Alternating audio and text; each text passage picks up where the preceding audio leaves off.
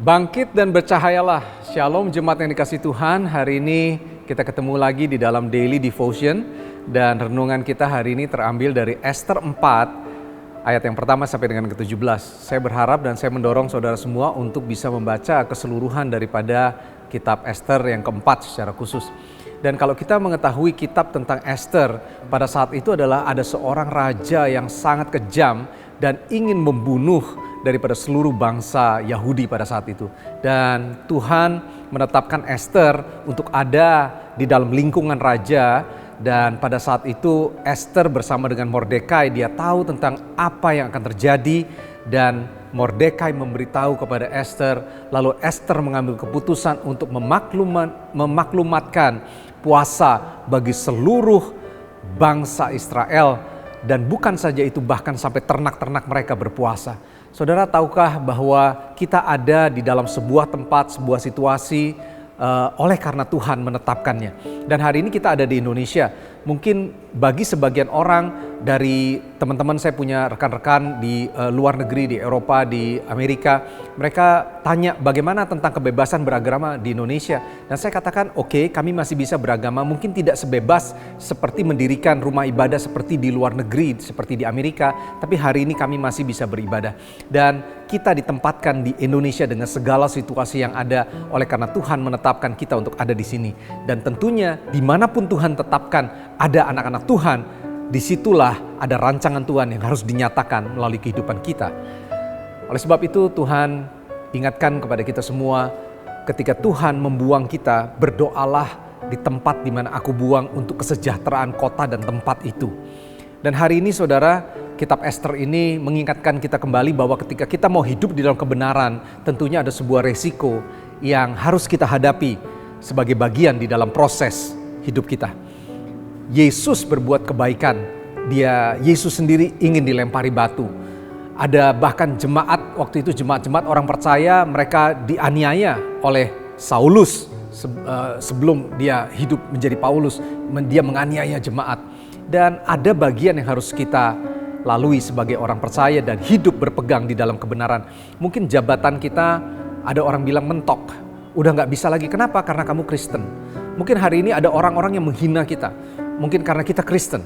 Mungkin karena kamu pelayan Tuhan, kok hidupmu seperti itu. Banyak orang yang mengatai kita atau menekan kita.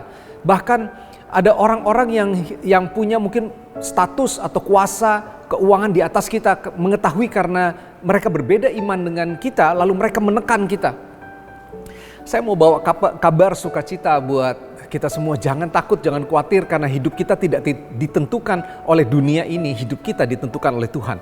Saudara ingat ada sebuah kisah di 1 Raja-Raja 17 tentang Nabi Elia. Dan pada saat itu Tuhan perintahkan Nabi Elia untuk pergi ke tepi sungai Kerit, katanya, untuk bersembunyi. Dan ketika kita hidup di dalam Tuhan pun, Elia bisa mengalami yang namanya kelaparan atau kekeringan.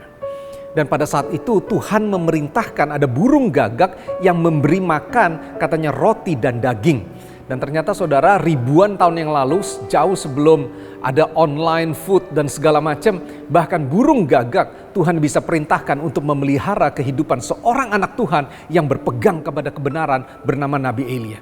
Dan yang luar biasa lagi, setelah beberapa waktu Tuhan menolong dia melalui seekor burung gagak. Dikatakan bahwa burung gagak itu berhenti memberi makan. Dan Tuhan kasih lalu sebuah perintah, pergilah ke Sarfat. Ada seorang janda yang akan memberi engkau makan. Dan ketika itu Elia masuk ke sana, dikatakan ketemu dengan janda tersebut. Dan ternyata janda tersebut bukan seseorang yang berkelimpahan. Justru janda tersebut bilang, aku cuma punya roti ini yang terakhir, kalau aku makan habis itu aku selesai, udah gak bisa lagi. Dan tahukah saudara bahwa terkadang Tuhan mengizinkan justru melalui segala sesuatu yang sulit, tapi Tuhan tetap memelihara dan memberkati hidup kita. Ingat kisah tentang Ishak menabur di Gerar di dalam musim kemarau, dan Ishak taat untuk tetap percaya dan tetap menabur, dan pada saat itu Ishak menuai begitu banyak.